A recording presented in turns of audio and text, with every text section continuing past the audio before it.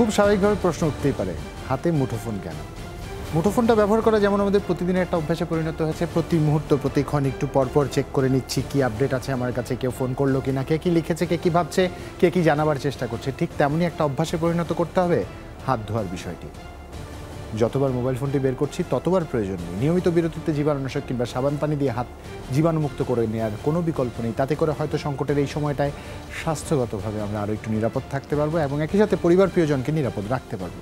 এবং মাস্ক পরবার অভ্যাসটির কথা একদমই ভোলা যাবে না। এবং এই সময় যদি কোনো স্বাস্থ্য জিজ্ঞাসা জন্মে তবে তাদের জন্য আমাদের করোনা হেল্প ডেস্কের এই আয়োজন, যেখানে আপনাদের প্রশ্নের উত্তর আমরা দিতে চাই, আপনাদের স্বাস্থ্য জিজ্ঞাসার উত্তর আমরা দিতে চাই। সরাসরি ফোন করতে পারেন কিংবা লিখে জানাতে পারেন। আমাদের যমুনা টেলিভিশনের অফিসিয়াল ফেসবুক পেজে এই ফিডটি যেখানে যাচ্ছে, এই লাইভ স্ট্রিমটি যেখানে যাচ্ছে, দয়া করে শেয়ার করে দিবেন। তাতে করে প্রতিদিন যা বলি আপনার বন্ধু তালিকায় থাকা অনেকেই হয়তো স্বাস্থ্য জিজ্ঞাসার উত্তর পেয়ে যাবেন। এবং আপনাদের প্রশ্নের উত্তর দিতে প্রতিদিনের ধারাবাহিকতায় আজও আছেন অধ্যাপক ডাক্তার এস এম মোস্তফা জামান, মেডিসিন ও হৃদরোগ বিশেষজ্ঞ BSMMU, আছেন ডাক্তার শারমিন আব্বাসী, সহযোগী অধ্যাপক প্রসূতি ও স্ত্রীরোগ, আনোয়ার খান মডার্ন মেডিকেল কলেজ ও হাসপাতাল। আর অল্প সময়ের মধ্যে আমাদের সাথে ডাক্তার আবু সাইদ শিমুল যুক্ত হবেন, যিনি শিশুরোগ বিশেষজ্ঞ, মুগদা মেডিকেল কলেজ হাসপাতাল। এবং আপনাদের সাথে এই পুরো আয়োজন জুড়ে আছি আমি জুলহাস জুবের। গত 24 ঘন্টায় আরও 35টি পরিবার তার স্বজন হারিয়েছেন, কোভিড-19 সংক্রমিত হয়েছেন, মৃত্যুবরণ করেছেন। এবং গত 24 ঘন্টা শনাক্ত হয়েছেন আরও 2316 জন। এখন পর্যন্ত দেশে করোনায় প্রাণহানি মোট 6748 জনের। স্বাস্থ্য অধিদপ্তরের বিজ্ঞপ্তিতে এ তথ্য জানানো হয়। 24 ঘন্টায় নমুনা পরীক্ষা করা হয় 16,807টি। সেখানে শনাক্তের হার 13.78%। সব মিলিয়ে ভাইরাসে আক্রান্ত হয়েছেন মোট 4,71,739 জন। আর 24 ঘন্টায় সুস্থ হয়েছেন 2,593 জন। মোট সুস্থ এখন 3,88,379 জন। সবশেষ মারা যাওয়া 35 জনের মধ্যে 23 জনই পুরুষ। আপনারা নিশ্চয়ই প্রতিদিন তথ্যের জন্য অপেক্ষা করেন, আপডেটের জন্য প্রতি মুহূর্ত গণমাধ্যমগুলোয় চোখ রাখেন। তবে যেই বিষয়টি বারবার বলতে চাই, হাত জীবাণুমুক্ত করে নেওয়ার কোনো বিকল্প নেই। অভ্যাসটি দয়া করে গড়ে তুলুন। এখনও পথে ঘাটে চলতে অনেকেই অসচেতনভাবে মাস্কটি ঝুলিয়ে রাখছেন, কানের একদিক দিয়ে ঝুলছে, শার্টের সাথে ঝুলছে। প্রয়োজন নেই। এই মাস্ক, এই অল্প মূল্যের মাস্কটি এই মুহূর্তে আপনাকে নিরাপদ রাখতে পারে। এবং যারা ফোন দিচ্ছেন তাদেরকে আন্তরিক অনুরোধ, দয়া করে টেলিভিশনের ভলিউমটি কমিয়ে আমাদের ফোন দিবেন। একজন দর্শক অলরেডি আমাদের ফোন দিয়েছেন। দর্শক, আপনার নাম এবং বয়স বলে প্রশ্ন করুন। আসসালামু আলাইকুম। ওয়ালাইকুম আসসালাম। আমার বাচ্চার বয়স 4 মাস। 4 মাস, জি। আপনার কি নাম? আহান সাদিক। আচ্ছা, এবার বলুন, বাচ্চার আইমান সাদিক বাচ্চার নাম? হ্যাঁ। আপনার কি নাম? এখান থেকে অনেক উপকার পাইছি, অনেক। আচ্ছা শুকরিয়া। আচ্ছা, কৃতজ্ঞতা আমাদের উপর আস্থা রাখবার জন্য এবং সত্যিকার অর্থেই সব প্রশংসা সৃষ্টিকর্তার জন্য, যিনি আমাদের এই সক্ষমতা দিয়েছেন আপনাদের সহায়তা করবার। এবার বলুন, কি হয়েছে আপনার বাচ্চা?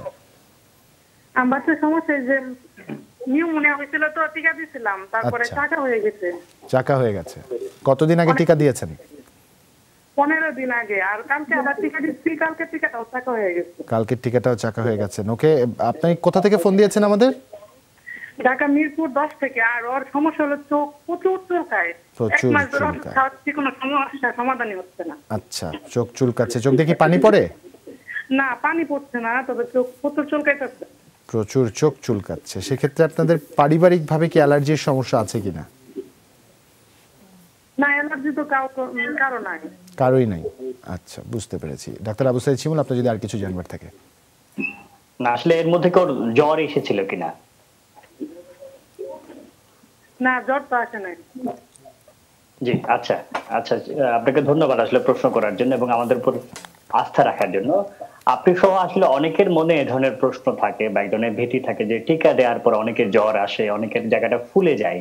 সবার উদ্দেশ্যে বলতে চাই, এটা একটা স্বাভাবিক প্রক্রিয়া। টিকা দেওয়ার পর অনেক ক্ষেত্রে এই ধরনের ফুলে যেতে পারে। আপনি আগের বার যখন দিয়েছিলেন তখনই কিন্তু ফুলে গিয়েছিল, কিন্তু সেটা তো আপনি নিজেই চলে গিয়েছে। সুতরাং এ নিয়ে একদমই ভয় পাবেন না। অনেকে যেটা করে, আমাদের ছোটবেলা থেকে অনেকের অভ্যাস, যে কোন একটা ইনজেকশন মাংসে বা টিকা দেওয়ার পর জায়গাটা মালিশ করে দিয়ে, হয়তো বরফ দিয়ে বা কোনো কিছু দিয়ে, সেটা কিন্তু একদমই করবেন না। টিকা দেওয়ার পর জায়গাটাতে ধোয়া যাবে না। আমরা অনেক সময় বলে থাকি সাবান বা কিছু দিবেন না কয়েকদিনের জন্য। সুতরাং মালিশ করলে বা ওখানে খুব মাসাজ করলে এই ধরনের কিন্তু সমস্যাটা হয়। একেবারে কিছু দেওয়ার দরকার, একটা গরম সেক দিতে পারেন এই 2-3 দিনের জন্য। যদি দেখা যায় খুব ব্যথা করছে বা কান্না করছে, এটা যদি আমরা বুঝতে পারি যে একটা শিশুর কোনো অস্বস্তি হচ্ছে কিনা, ব্যথা হচ্ছে কিনা, সেটা তো কান্নার মাধ্যমে প্রকাশ পায়। যদি দেখেন যে হ্যাঁ এটা কান্না বেশি করছে, তাহলে এই ড্রপ যেটা রয়েছে সেটা 1 ml করে 3 বার, কিংবা যদি 1 ml যদি আপনি মাপতে না পারেন 15 ফোঁটা করে 3 বার খাবেন। 2-3 দিনের মধ্যে আসলে এটা ঠিক হয়ে যাবে। সুতরাং এটা নিয়ে একদমই চিন্তা করবেন না। আর একটা যেটা বলে যে চোখ চুলকাচ্ছে, সেটা কিন্তু খুব সুন্দর জুবায়ের বলছিলেন যে কোনো পরিবারে যদি অ্যালার্জির ইতিহাস থাকে তাহলে কিন্তু হয়। আর অনেকে যেটা করেন যে নজর না লাগার জন্য টিপ দেন, পাউডার দেন, সেগুলো কিন্তু ফরেন বডি, সেগুলো কিন্তু চোখের আশেপাশে বা চোখে ঢুকে এই ধরনের চুলকানিটা হয়ে যায়। সেটা একটু খেয়াল রাখবেন। বাচ্চাকে রান্নাঘরে নিয়ে যাবেন না, এবং পরিষ্কার পরিচ্ছন্ন রাখবেন, এবং বাচ্চার সামনে যেন কেউ সিগারেট না খায়, এবং মশার কয়েল কিনা আমরা প্রতিদিন বলছি সেটা থেকে একটু দূরে রাখবেন। এই মুহূর্তে তাহলে কি করবেন, যদি দেখেন যে চুলকানিটা খুব বেশি হচ্ছে, তাহলে অ্যান্টিস্টা এই সিরাপটা 2 ml করে 3 বার একটু 5-7 দিন দেন। সেই সাথে যদি দেখেন যে অনেক দিন ধরে এটা হচ্ছে, তাহলে টোফেন কিংবা আই ড্রপ পাওয়া যায়, সেই টোফেন আই ড্রপ দিনে 3 বার করে যদি 10 থেকে 15 দিন একটু দেন, দেখবেন যে খুব ভালো উপকার পাওয়া যাবে। এই উপদেশগুলো একটু মেনে চলে ইনশাআল্লাহ আপনার বাচ্চা পুরোপুরি ভালো হয়ে যাবে। অসংখ্য ধন্যবাদ ডাক্তার আবু সাঈদ শিমুল। আরো একজন দর্শক আছেন আমাদের সাথে ফোনে, আমরা ফোনটি নিতে চাই। দর্শক, আপনার নাম এবং বয়স বলে প্রশ্ন করুন। জি দর্শক, আপনার নাম এবং বয়স বলে প্রশ্ন করুন। আমার বয়স 36। কি নাম আপনার? আমার নাম ফারজানা। ফারজানা, জি আপা বলুন। আমার 7 সপ্তাহের বাচ্চা নষ্ট হয়ে গেছে।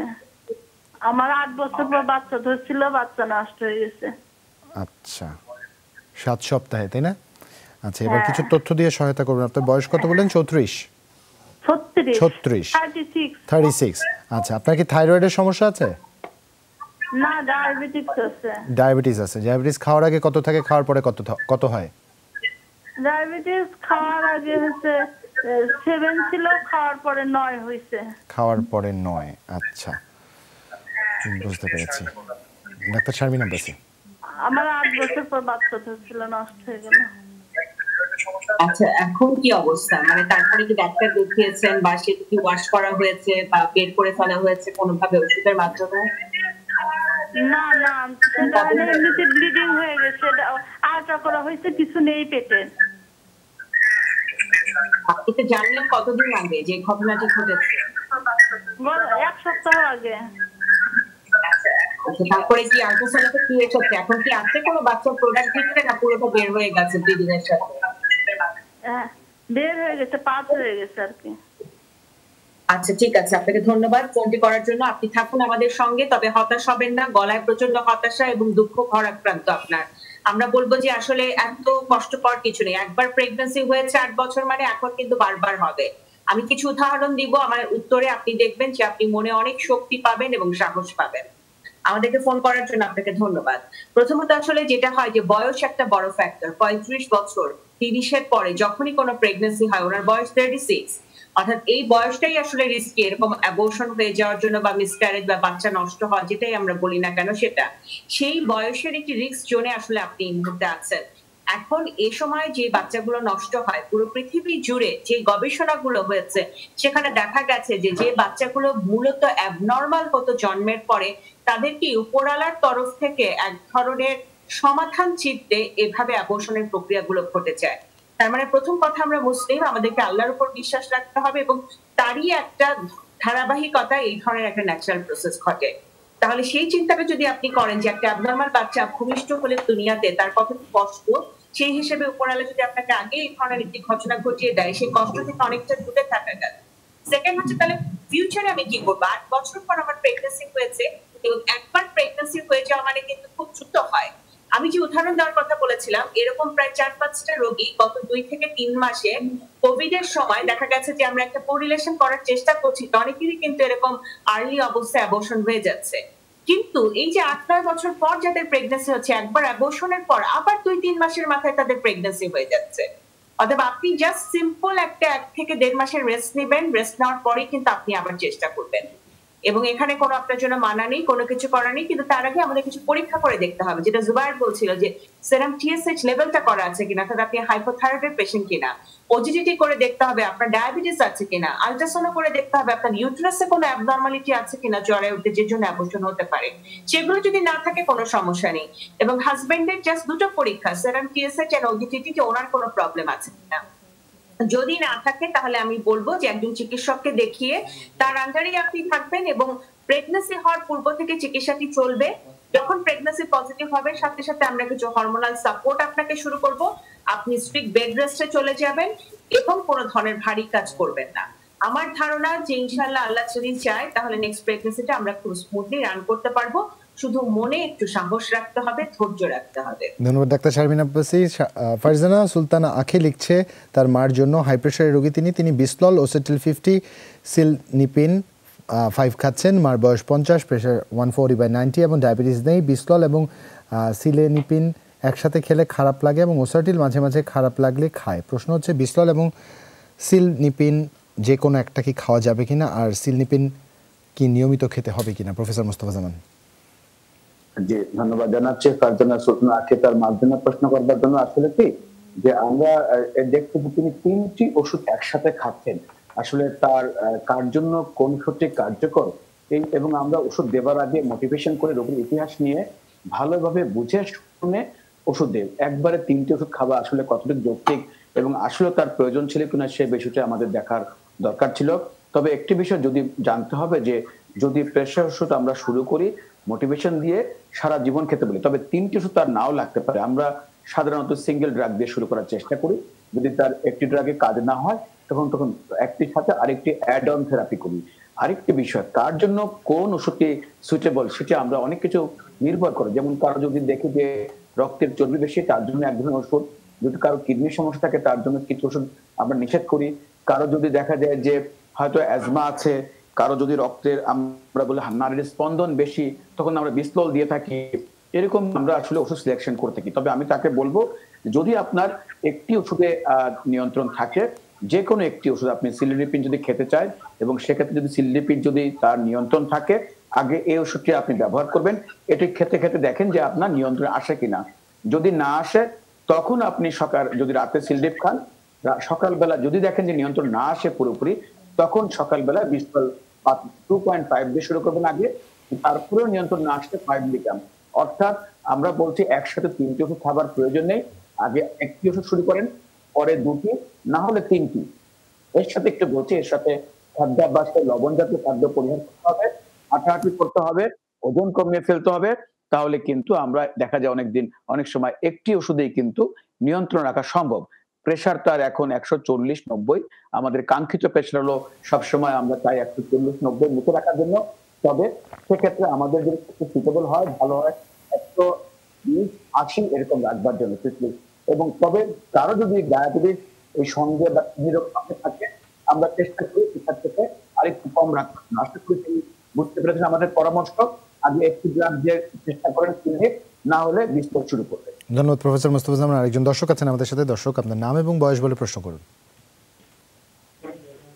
আসসালামু আলাইকুম। ওয়ালাইকুম আসসালাম। হ্যাঁ, আমি ম্যাডামের সাথে একটু কথা বলতে চাই। নিশ্চয়ই, কি নাম আপনার? হ্যাঁ জি স্যার। কি নাম আপনার? নুরসাদ, ঢাকা থেকে। নুরসাদ, আচ্ছা। প্রথমে টেলিভিশনের ভলিউমটি একটু কমাতে হবে, তারপর আপনার বয়স বলতে হবে, তারপর প্রশ্নটি করতে হবে। হ্যাঁ, আমার বয়স 31 বছর। জি, এবার বলুন। 31 বছর। আমি 1 বছর আগে আমার একটু প্রেগন্যান্সি হয়েছিল, তো এখন আমি আবার কনসেপ্ট হতে চাচ্ছি। এখন কি আমার কোনো ভয় আছে? এবং তখন যখন হয়েছিল পরবর্তী ফলাফলটা কি আসে? পরবর্তী ফলাফল পরীক্ষা করেছিলাম কয়েকবার, আমরা আর করোনার জন্য আর হসপিটালে যেতে পারি নাই। মাসিকটা ঠিক মতো হচ্ছে, তার যাই নাই হসপিটালে। আচ্ছা, সব নরমাল হয়ে গেছে, তাই আর চেকআপে যাননি, ফলোআপ চেকআপ করেননি? না, 2 বার করছিলাম, পরের বার যাইতে বলছিল কিন্তু আমি যাই নাই, ওই যে করোনা এসে পড়ছিল। আচ্ছা, বুঝতে পেরেছি। এবার আমাকে কিছু তথ্য দিয়ে সহায়তা করুন। যে আপনার 31 বছর বয়সে আপনার থাইরয়েডের কোনো সমস্যা আছে কিনা? না, আমার আল্লাহর রহমত তার কোনো সমস্যা নেই। এটা বিশাল বড় একটা রহমত। যাক, তার মানে ওজিটিটি বা ডায়াবেটিসও আপনার নেই? না না ডায়াবেটিসও নেই। বাহ, অসাধারণ। আপনার হাজবেন্ডের সবগুলো টেস্ট নরমাল আছে? না হাজবেন্ডের ডায়াবেটিস আছে, হাজবেন্ডের ডায়াবেটিস। এই যে হাসতে হাসতে এতক্ষণে মূল তথ্য দিয়েছেন, ধন্যবাদ ডাক্তার শারমিন আব্বাসী। বোন, আপনার যে আগে চিকিৎসা হয়েছিল সেখানে কি কোনো অপারেশন লেগেছিল নাকি ওষুধের মাধ্যমে সেটা চিকিৎসা করা গেছে? না জি না, আমার অপারেশন লাগছিল না, আর আমার ওষুধও দেয় না এভাবে আল্লাহর রহমতে, মানে নাকি আমার টিউবে নাকি বাচ্চা কনসেপ্ট হয়েছিল, ওটা ফাইটা গেছিল, তারপর ব্লাড এভাবে ব্লিডিং হয়ে ওটাই হয়ে গেছে, কোনো মানে ওষুধ লাগে নাই কে। শুধু অপারেশন লেগেছে? না অপারেশনও লাগে নাই কে। আচ্ছা, আমি আজকে হসপিটালে 3 দিন ছিলাম। ডাক্তার শারমিন আব্বাসী, সেক্ষেত্রে যদি ইন্টারনাল হ্যামারেজ হয়, টিউব যদি ফেটে যায়, সেক্ষেত্রে সার্জারি ছাড়া কোনো নর্মাল হিলিং প্রসেস আছে কিনা? এটা আসলে বিষয়টা একটু অন্যভাবে ঘটেছিল আমার ধারণা, কারণ যেটা হয় টিউবে বাচ্চা হলে অনেক সময় টিউব অ্যাবর্শন হয়, অর্থাৎ টিউব থেকে এক ধরনের ব্লিডিং এর মাধ্যমে টিউবটা না ফেটে আসলে বাচ্চাটি বেরিয়ে যায়। এটি হয় যখন তখন এক ধরনের ব্লিডিং হয়। আল্ট্রাসাউন্ডেও আমরা এক ধরনের ব্লিডিং পাই। অনেকে এটাকে রাপচার একটোপিক প্রেগন্যান্সি বলে ডায়াগনোসিসও অনেক সময় দেয়। কিন্তু রাপচার হলে কিন্তু রোগী খারাপ হবেই। সেখানে সাধারণত দেখা যায় যে মোর দ্যান 95% ক্ষেত্রেই অপারেশনের প্রয়োজন হয়। তো টিউবাল অ্যাবর্শন এবং রাপচার একটোপিকের মধ্যে অনেক সময় একটা কনফিউশন তৈরি হয়ে যায়। আমি জানি না, যেহেতু ওনার ওই রিপোর্টটি আমাদের হাতে এখন নেই, সাধারণত রাপচার থেকে without operation recovery is too tough. এটা খুব একটা সহজ হয় না। খুব অল্প কিছু ক্ষেত্রে হয়তো 100টা কেসের মধ্যে 3 জন রেস্কিউ করতে পারেন।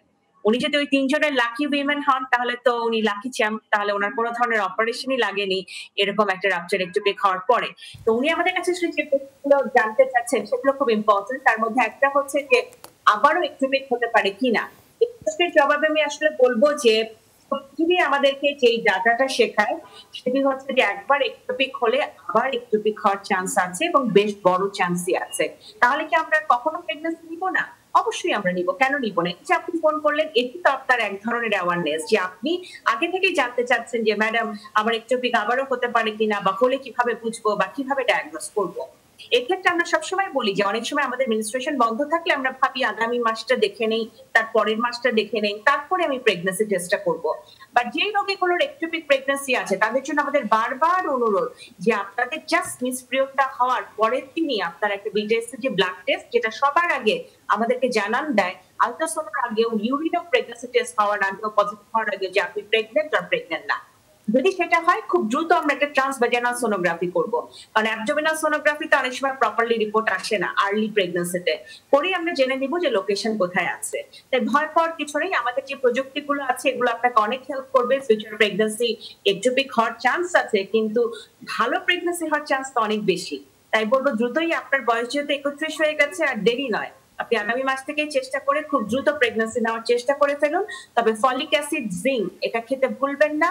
12 সপ্তাহে একটা ডাউন স্ক্রিনিং করতে আপনারা কেউ ভুলবেন না যারা 25 বছরের পরে প্রেগন্যান্সি নিচ্ছেন, কারণ একটি ডাউন বেবি বা অটিস্টিক বেবি পুরোটা জীবনের জন্য আপনার জন্য যেমন কষ্টকর, বাচ্চাটার জন্য কষ্টকর। তাই 25-এর পরে যাদেরই প্রেগন্যান্সি, দয়া করে 12 সপ্তাহে একটা ডাউন স্ক্রিনিং আল্ট্রাসাউন্ডের মাধ্যমে আপনারা করে নেন। অসংখ্য ধন্যবাদ ডাক্তার শারমিন আব্বাসী। আমরা সরাসরি ডাক্তার আবু সাঈদ শিমুলের কাছে চলে যেতে চাই। স্মৃতি সরকার একদম আমাদের আয়োজনের শুরু থেকে আমাদের উপর আস্থা রেখেছেন। তিনি একটি প্রশ্ন আমাদের করেছেন। প্রথমে সালাম জানিয়েছেন আমাদের প্রত্যেককে। তিনি এবং তার পরিবার করোনা হেল্প ডেস্ক নিয়মিত দর্শক, এটাও জানিয়েছেন। তিনি কিছুদিন যাবত এখানে প্রশ্ন করে আলহামদুলিল্লাহ উপকৃত হয়েছেন, এটাও লিখেছেন। আজকে তার বাচ্চার জন্য একটি প্রশ্ন করছেন, যা ছেলে বাবু, যার বয়স 5 মাস, 2 থেকে 3 দিন ধরে দৈনিক 4 থেকে 5 বার করে বেশি সবুজ কালারের পায়খানা করছে। 7-8 দিন আগে ও তার এমন সমস্যা ছিল, তখন জিঙ্ক, সিপ্রোসিন এবং ফলিসন ট্যাবলেট খাওয়ানো হয়েছিল। তাহলে এখন কি আবার ওই একই ওষুধ খাওয়ানো যাবে কিনা জানতে চেয়েছেন। এই প্রশ্নের উত্তর দিব, তবে আরো একজন দর্শক আমাদের সাথে লাইনে আছেন। দর্শক, আপনার নাম এবং বয়স বলে প্রশ্ন করুন। আসসালামু আলাইকুম। ওয়ালাইকুম আসসালাম। জি, আমি ঝিনাইদহ থেকে সাখাওয়াত বলছি। জি সাখাওয়াত ভাই বলুন। বলছি আমার মেয়ে, আমি শিমুল স্যারের কাছে জানতে চাই যে মেয়ের 5 বছর 3 মাস বয়স, ও আজ 10-11 দিন আগে কলের মানে টিউবওয়েলের পাড়ে আর কি পড়ে গিয়ে ওই যে ইট গাঁথা আছে ওখানে লাগছিল কোমরের কিডনি বা কোমরের সোজা করে। হ্যাঁ, আচ্ছা। দেখার পরে আমি একজন ডাক্তারের ফোনে আমার এক বন্ধু কথা বলছে যে প্যারাসিটামল খাক আর হচ্ছে একটু গরম সেক দিতে। আচ্ছা। কিন্তু খাওয়াইছিলাম, এমন সমস্যা না, কিন্তু ওই জায়গাটা একটু শক্ত হয়ে গেছে, একটু শক্ত মতো একটু ছোট্ট গুটি মতো এবং চাপ দিলে একটু শক্ত শক্ত। আচ্ছা, এর জন্য কিছু মানে কদিন আগে এরকম হয়েছিল? এই 11 দিন আগে। 11 দিন আগে চাপাচাপি প্রথমে বন্ধ করতে হবে, ওটাকে ন্যাচারালি হিল হওয়ার সময়টুকু দিতে হবে। এখন যদি আপনারা ওখানে আরও চাপ প্রয়োগ করেন সেক্ষেত্রে কিন্তু যদি কোনো ইন্টারনাল ইনফেকশন হয়ে থাকে তা স্প্রেড আউট করবে, ওকে স্বস্তি দিতে হবে। প্রথম হচ্ছে এই বিষয়টি, তারপর বাদবাকি প্রশ্ন যদি ডাক্তার আবু সাঈদ শিমুলের কিছু জানবার থাকে। যে ওই জায়গায় কি কোনো ঘা হয়ে গিয়েছিল কিনা বা না, ঘা হয়নি।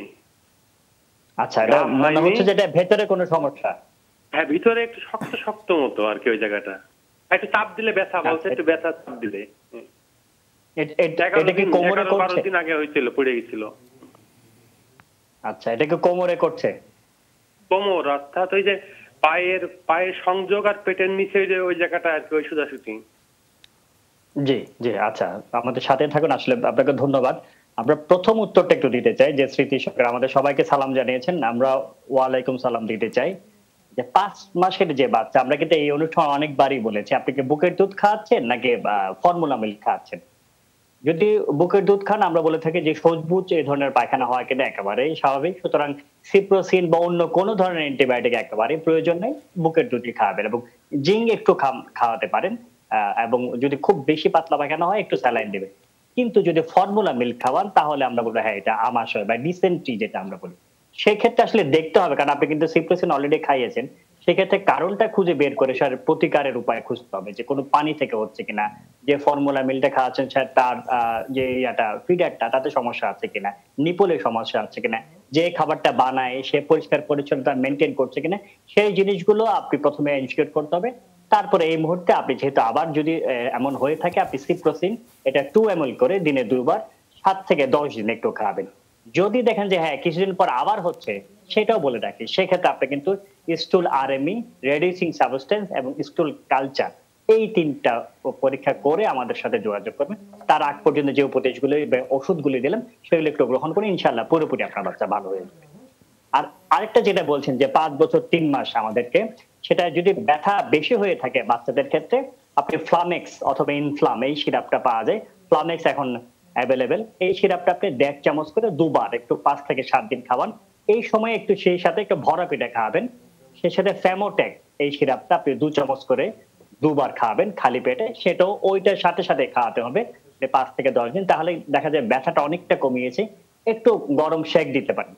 কিন্তু যদি দেখেন যে না 4-5 দিন হয়ে গিয়েছে তবু ওই ধরনের ব্যথা হচ্ছে, তাহলে আমাদের পরামর্শ থাকবে একটু এক্সরে করে কিন্তু দেখতে হবে যখন কোনো হাড় ভেঙে গিয়েছে কিনা। অনেক সময় দেখা যায় লিনিয়ার কোনো ফ্র্যাকচার থেকে যায়, সেটা বাইরে থেকে তো ফুলে যায় না, বোঝা যায় না। হ্যাঁ, সুতরাং ওষুধগুলো একটু দেখবেন। জায়গাটা খুব সুন্দরভাবে বলেছে জুবাইর, যে জায়গাটা টিপাটিপি করবেন না, ধরাধরি করার একদমই প্রয়োজন নেই। রেস্ট দিন, একটু গরম সেক দিতে পারেন। 2টো ওষুধ দিলাম, সে 2টো ওষুধ গ্রহণ করুন, 5-7 দিন যাক। যদি ভালো হয়ে যায় খুবই ভালো, বেশিরভাগ ক্ষেত্রে কিন্তু ভালো হয়ে যায়। সুতরাং যদি ভালো না হয় তাহলে একটু এক্সরে করতে হবে। ধন্যবাদ ডাক্তার আবু সাঈদ শিমুল। শাওন রায় আমাদের প্রশ্ন করছে, যার বয়স 28 বছর, ওজন 57 কেজি, বিগত কিছুদিন ধরে প্রায় দিন সকালে ঘুম থেকে ওঠার পর পায়ের হাঁটুর পিছন দিকে রগে টান পড়ছে, পায়ের মাংস শক্ত হয়ে যায়, তারপর কিছু সময় মালিশের পর আবার ঠিক হয়ে যায়, কিন্তু পরে হাঁটার সময় ব্যথা অনুভব করেন তিনি। সমাধান চেয়েছেন প্রফেসর মুস্তফা জামান।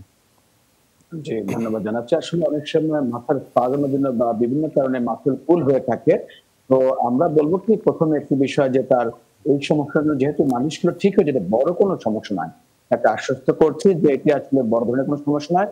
যদি তিনি নিয়মিত একটু ব্যায়াম করেন, মাংসপেশির যে টানগুলো পড়ছে বা কোনো কারণে বসা বা শোয়ার কোনো সমস্যা আছে কিনা সেই বিষয়টি দেখতে হবে। অনেক সময় বাতের জন্য হয়, সেক্ষেত্রে আমরা বলি যে এটি কি 1 পায়ে নাকি 2 পায়ের সমস্যা বা নিয়মিত হচ্ছে কিনা, এবং সেক্ষেত্রে যদি সম্ভব হয় বাতের জন্য আপাতত ট্যাবলেট প্যারাসিটামল 500 মিলিগ্রাম একটি করে 3 বেলা খাবেন। আর ট্যাবলেট ক্যালসিয়াম এবং ভিটামিন ডি খুবই প্রয়োজন, সঙ্গে একটু সূর্যের আলো যেতে বলি এবং পায়ের যে কিছু মাংসপেশির ব্যায়াম আছে ব্যায়ামগুলো করতে বলি। আর যদি স্পাজম হয়ে থাকে বেশি, ট্যাবলেট মায়োলাক্স সকালে একটি রাতে একটি খাবেন যে কদিন সমস্যাটি হয়।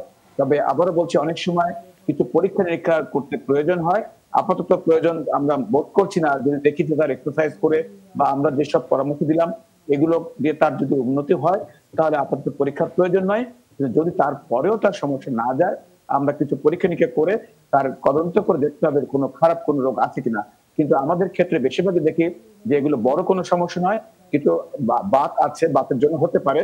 আর যদি 1 পায়ে না 2 পায়ে জানাতে পারতেন তাহলে আমাদের জন্য প্রশ্নটির পরামর্শ দিতে আরো সুবিধা হতো। তাকে ধন্যবাদ জানাচ্ছি এবং আমাদের ফলো আপ করলে আমরা খুশি হব। ধন্যবাদ প্রফেসর মোস্তফা জামান। রোকেয়া বেগম তার মেয়ের জন্য প্রশ্ন করেছেন, যার বয়স 16 বছর। এই প্রশ্নটি আমরা নিব, তবে তার আগে একজন দর্শক আমাদের সাথে আছেন। দর্শকের ফোন কলটি আমরা নিতে চাই। দর্শক, আপনার নাম এবং বয়স বলে প্রশ্ন করুন। নিতে হয়ে যেত, কিন্তু এখন বর্তমানে 8 মাস যাবত আমার জি মাসিক বন্ধ। জি, বুঝতে পেরেছি। আপনি প্রথমে আপনার নাম বলতে হবে। আমার নাম সুমনা। সুমনা। সুমনা কোথা থেকে ফোন করেছেন আমাদের? আপনার বয়স কত? ঢাকা থেকে। আমার বয়স 40। 40 আমার দুটো মেয়ে আছে। জি। অনিয়মিত মাসিক হয় আর কি। দুইজনেরই না আপনার? আমার। আচ্ছা, আপনার দুটো মেয়ে আছে, আপনার অনিয়মিত সাইকেল হচ্ছে। জি বলুন। এমনি 2-3 মাস পর আগে হইতো, কিন্তু এখন বর্তমানে 8 মাস যাবত আমার মাসিক বন্ধ। আচ্ছা, 8 মাস ধরে বন্ধ। সেক্ষেত্রে কিছু তথ্য দিয়ে সহায়তা করবেন। আপনার কি থাইরয়েডের সমস্যা আছে? থাইরয়েড টেস্ট করেননি? না না না, এরকম কোনো টেস্ট করা হয় না। একবার আলট্রাসাউন্ড করা হয়েছিল, যে মানে স্বাভাবিক আছে। স্বাভাবিক আছে। আচ্ছা, ব্লাড সুগার টেস্ট করা হয়েছিল? ডায়াবেটিস আছে কিনা? না, ডায়াবেটিস নেই আমার। ডায়াবেটিস নেই। Very good. Doctor Sharmin Abbasi, এখন কি থার্ড প্রেগন্যান্সি নেওয়ার প্ল্যান করছেন নাকি মাসিকটাকে রেগুলার করতে চাচ্ছেন? মাসিকটাকে রেগুলার করতে চাচ্ছি আর কি। আচ্ছা, প্রেগন্যান্সি কোনো প্ল্যান নেই আপনার এই মুহূর্তে?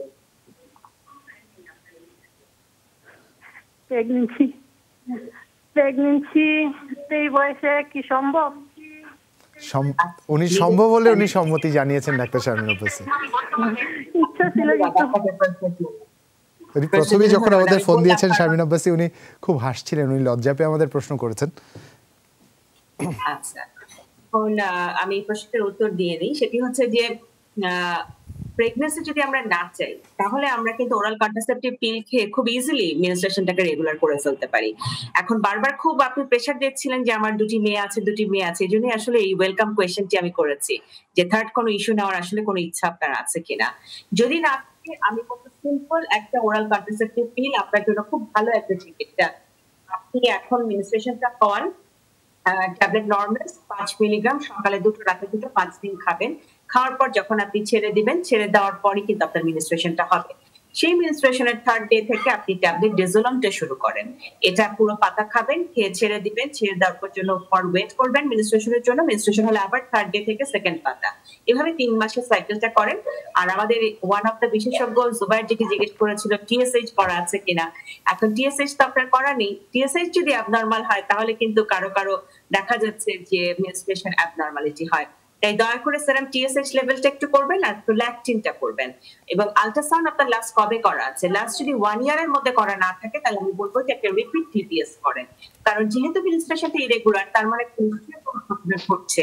আরেকটি জিনিস একটু মাথায় রাখতে হবে, হঠাৎ আমরা দেখছি এনভায়রনমেন্টাল কোনো কারণে হয়তো হতে পারে, অথবা খাবার দাবার খাচ্ছি সেটার কোনো কারণে হতে পারে, 35-এর পর এখন অনেক মেয়েরাই মেনোপজে চলে যাচ্ছে। এমন কোন ঘটনা আসলে আপনার ঘটছে কিনা? কারণ আমাদের দেশে মেনোপজের বয়স কিন্তু 60 কাছাকাছি হলে, কিন্তু এখন 35-38-এর পরও অনেক মেয়েকে দেখছি আমরা প্রিম্যাচিউর মেনোপজে তারা চলে যাচ্ছেন। অনেক সময় অনেকে বেশি স্ট্রেস নেন, অনেক বেশি লোড নেন, সেই গ্রুপটা কিন্তু এগুলো বেশি হচ্ছে। এখন সেদিকেও আপনি যাচ্ছেন কিনা সেটাও কিন্তু এই হরমোনগুলো ইভালুয়েশন বা আল্ট্রাসাউন্ড করলে আমরা বলে দিতে পারবো। অতএব ওয়েট এন্ড সি, আপাতত রেগুলার করার জন্য এই ট্রিটমেন্ট আপনি শুরু করতে পারেন। ধন্যবাদ ডাক্তার শারমিন আব্বাসী। একজন দর্শক আছেন আমাদের সাথে ফোনে, আমরা ফোনটি নিতে চাই। দর্শক, আপনার নাম এবং বয়স বলে প্রশ্ন করুন। আসসালামু আলাইকুম। ওয়ালাইকুম আসসালাম।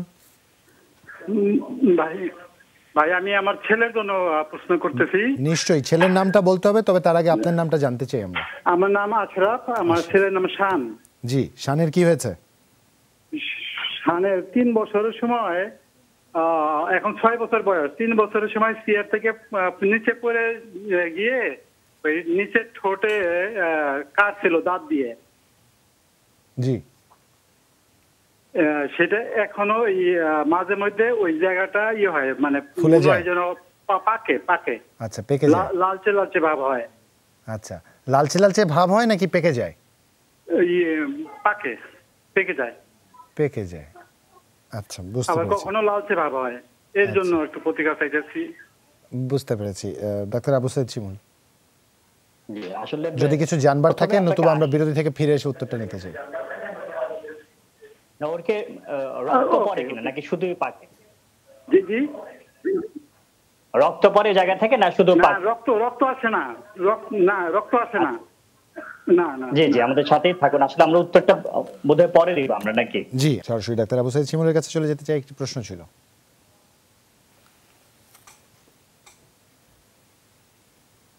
ডাক্তার আবু সাইদ শিমুল, আপনাকে আমরা শুনতে পাচ্ছি না।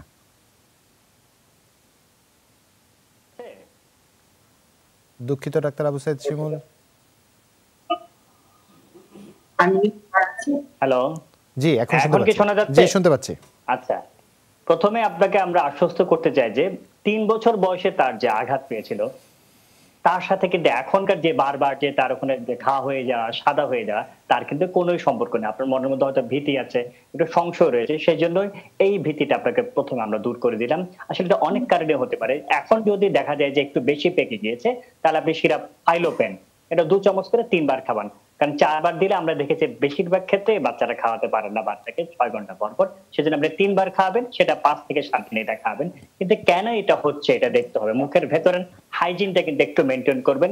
যেহেতু 6 বছর বয়স, আপনি একটু দাঁত ব্রাশ করা শিখিয়ে দেন সকালে এবং রাতে। এবং ভায়োডিন মাউথ ওয়াশ এটা যদি একটু ব্যবহার করেন, যে 1 চামচ মাউথ ওয়াশ 2 চামচ পানি, এটা পাতলা একটা কাপড় দিয়ে মুখের ভেতরটা যদি পরিষ্কার করে দেন, যে সকালে বিকালে রাতে, এটা মেনটেন করলে অনেক ক্ষেত্রে ভালো ফল পাওয়া যায়। আপনি ভিটামিন সি যুক্ত খাবার, টক জাতীয় খাবার খাওয়ান, কিংবা ভাস্কো অথবা সিবিট কিন্তু সিরাপও পাওয়া যায়, সেটা যদি আপনি 1 চামচ করে খাওয়ান, টানা 2-3 মাস একটু খাওয়াতে পারেন। বি কমপ্লেক্স যেটা আছে জিঙ্ক বি অথবা বিকোজিন, এটা 1 চামচ করে 2 বার একটু 1 মাস খাওয়ান। এবং আরেকটা যেটা করতে হবে, অনেক ক্ষেত্রে দেখা যায় যে দাঁতের সমস্যার কারণে কিন্তু এটা হয়। যদি এই সবকিছু দিলে তো এই মুহূর্তে ভালো হয়ে যাবে, আবার যদি হয় দেখা যায় সামনের দিকে দাঁতের কোনো সমস্যা রয়েছে, তাহলে কিন্তু তার সামনে যে ঠোঁটে সেটা সমস্যা হতে পারে। তো এই সবকিছু মেনটেন করেন, বেশিরভাগ ক্ষেত্রে ভালো হয়ে যায়। তারপরে যদি সমস্যা থাকে একজন ডেন্টাল সার্জনকে যদি দেখান, তাহলে পুরোপুরি, আরো যদি কিছু সমস্যা থাকে সেটাও ইনশাআল্লাহ পুরোপুরি ভালো হয়ে যাবে। ধন্যবাদ ডাক্তার আবু সাইদ শিমুল। রোকেয়া বেগম প্রশ্ন করেছেন তার মেয়ের জন্য, যার বয়স 16 বছর, ওজন 53.5 কেজি, 10 বছর বয়সে তার প্রথম মেনস্ট্রুয়াল সাইকেল শুরু হয়। মাঝে মাঝে 2-3 মাস পর পর তার এই সাইকেলটি হতো এবং তলপেটে ব্যথা হতো। ডাক্তারের পরামর্শে ব্যথা নিরাময়ের জন্য HPR-10 খায়। বিগত কয়েক মাস তার অনিয়মিত ছিল না সাইকেল, এবং ব্যথাও কম হতো। নভেম্বরের 6 তারিখ থেকে তার পিরিয়ড শুরু হয়। শুরু থেকেই স্রাবের পরিমাণ সামান্য, প্রস্রাবের সময় সাদা স্রাবের সাথে সামান্য পরিমাণ দেখা যায়, মাঝে মাঝে খয়েরি বর্ণের দেখা যায়, যা এখনো চলমান। এটি কি কোনো সমস্যা কিনা? সমস্যা হলে সমাধান কি? ডাক্তার শারমিন আব্বাসী। সংক্ষেপ উত্তরটি দিতে চাই আমি। সেটি হচ্ছে যে প্রথম কথা, আমার কাছে মনে হচ্ছে কিছুটা ইনফেকশন আছে আমাদের এই কিশোরী মেয়েটি। ইনফেকশনের জন্য একটু অ্যান্টিবায়োটিক দিব আমি, কারণ তার যে সিমটম এবং সাইন গুলো দিয়েছে এটা ইনফেকশনের পজিটিভ দিকেই যায়। আমরা বলবো যে ক্যাপসুল ক্লিনডেক্সটা এই বাচ্চাটি যদি একটু কষ্ট করে খায়, 300 মিলিগ্রাম একটা করে 2 বেলা 7 দিন, তাহলে কিন্তু ওর জন্য একটু ভালো হবে। এবং আমরা প্রতিদিনই যে কথাগুলো বলি যে ওষুধের থেকে আমরা বেশি প্রাধান্য দিচ্ছি জীবন আচরণ এবং শৃঙ্খলাযুক্ত জীবন। আমাদের যে কিশোরী মেয়েগুলো তারা যখন পেটের এই ব্যাপারটির কথা বলে, আমরা যারা প্যারেন্টস আছি আমরা কোনোভাবেই এটাকে ইগনোর করব না। আমাদের মাথায় রাখতে হবে, হতে পারে ছোট বয়স, কিন্তু তারপরও ইনফেকশন তার।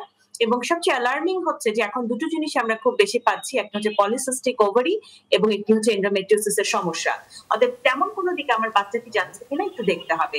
যেহেতু তার মিনিস্ট্রেশন বন্ধ থাকে এবং যখন হয় তখন ব্লিডিংটা হয়, এটা আসলে আমরা ধরে নিচ্ছি যে মিনিস্ট্রেশন রিলেটেড ব্লিডিংটাই হচ্ছে, কোনো ধরনের অর্গানিক প্রবলেমটাকে আমরা ধরছি না। তারপরে আমাদের ইভালুয়েশনের জন্য আমরা যে কথাগুলো বলি যে কুসুম গরম পানিতে লবণ মিশিয়ে ব্যবহার করা, কনস্টিপেশনটাকে প্রিভেন্ট করা, সুতি কাপড় পরা, পরিষ্কার পরিচ্ছন্ন রাখা, এবং আপনার যে কন্যা সন্তানটি বাড়িতে আছে তাদের যাদের মিনিস্ট্রেশন হয়, দয়া করে বাবা এবং মা আপনারা দুজনে মিলে তাকে মিনিস্ট্রাল হাইজিন বিষয়টি কি এই শিক্ষাটুকু আপনাদেরকে দিতে হবে।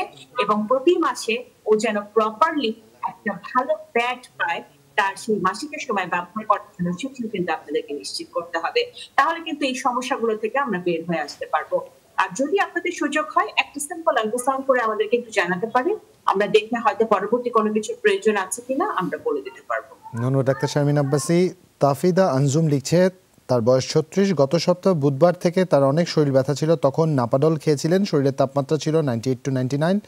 এখন শরীরে ব্যথা নেই, তাপমাত্রা স্বাভাবিক, কিন্তু হালকা সর্দি ও কাশি আছে, খাবারের স্বাদ নেই, তিতা তিতা লাগে, নাকে কোনো রকম গন্ধ তিনি পান না, তার কোনো কিছু খেতে ভালো লাগে না। তিনি এখন ওষুধ সেবন করছেন, ডোকোপা 200 mg সকালে এবং রাতে। তার কি করণীয়, কি করতে পারেন তিনি, প্রফেসর মোস্তফা জামান?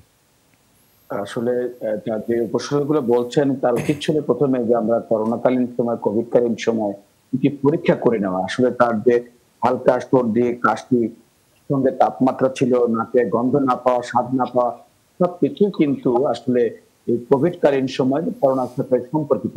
কিন্তু তিনি কিন্তু কোনো পরীক্ষা করেননি এবং তার যে বয়স, আমি প্রথম বলবো যদি সম্ভব হয় এটি টেস্ট। এখন কিন্তু আমরা শুধুমাত্র RT-PCR নয়, আমরা অনেক জেলাতে কিন্তু সরকার অ্যান্টিজেন টেস্ট শুরু করেছে। শুধু এই দর্শকের জন্য বলছি না, সবাইকে বলছি, যদি কোনো উপসর্গ থাকে আপনি অবশ্যই টেস্ট করাবেন। টেস্ট করে নিজের সুরক্ষা নিতে পারবেন এবং একটি পরিকল্পনা করতে পারেন বাড়ির যে অন্য সদস্যরা আছে তাদের জন্য কি করণীয়।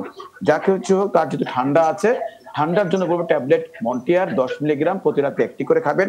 ডোকোপা 200 মিলিগ্রাম, যদি কাশি থাকে সকালে একটু রাতে একটি খাবেন। আর সবচেয়ে ভালো হয় স্টিম নেওয়া। স্টিম নিলে সকালে বিকেলে বা 3 বেলা যদি স্টিম নিতে পারেন, পানির বাষ্প, সেটা অত্যন্ত কার্যকর। যদি তার অ্যালার্জির আগের থেকে জানা থাকে এবং হাঁচি কাশি থাকে, তাহলে আমরা বলবো কারো কারো কাশি বেশি থাকলে ইনহেলার ব্যবহার করতে বলি। ট্যাবলেট ইনহেলার যেটি অ্যাজমাসল ইনহেলার, যেটি ডোকোপার একটি পার্শ্ব প্রতিক্রিয়া, বেশি দিন খেলে বুক ধরফর করে, তাই অ্যাজমাসল ইনহেলার তিনি মাঝে মাঝে ব্যবহার করতে পারেন। কিন্তু ইনহেলারের প্রতি অনেকের এক ধরনের অনীহা আছে, অনেকে মনে করেন ইনহেলার ব্যবহার করা ক্ষতিকর। আর নিয়মিত যাতে এই সমস্যাটি না হয়, বেক্সিটল ইনহেলার 250, তার যে বয়স, এটি 2 চাপ সকালে 2 চাপ রাতে ব্যবহার করার পরে কুলি করতে হবে।